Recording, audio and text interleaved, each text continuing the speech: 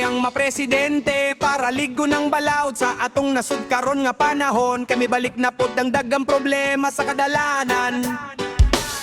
Mga ginikanan na balaka sa ilang kabataan. Dili nato gusto nga ang droga maoy mo dumala. Kabataan malulong, pangandoy maguba. Untadak ko ng mga dakong laboratory. Aron hunong na ang kadaot sa atong komunidad dire. Panahon na sa tinuod nga aksyon. Dili lang istorya kundi klarong direksyon. Protektahan ang katawan ng kabataan para malinaw ng atong kaugmaron. Bagong paglawom, baong sugod. Nasud na to unta magmalinawon. Hustisya para sa tanan, walay pili. Kaluwasan sa katawan, pirmi. Bagong paglawom, bagong sugod. Nasud na to unta magmalinawon. Hustisya para sa tanan, walay pili.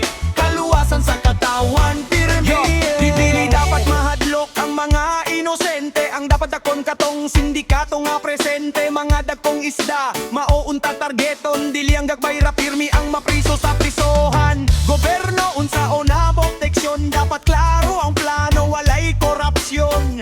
Transparency ug accountability para sa katawan, para sa unity. Kung magtinabangay ang katawan ug leader, masulbad ang problema, mahimong mas better. Ang kalinaw dili ra damgo sa damgo, kundi tinuod nga mabati sa matag tawo.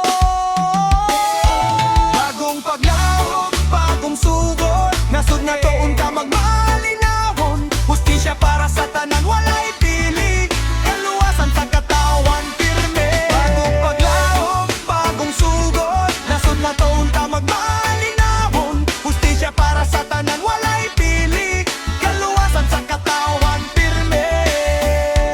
Bagong paglawom,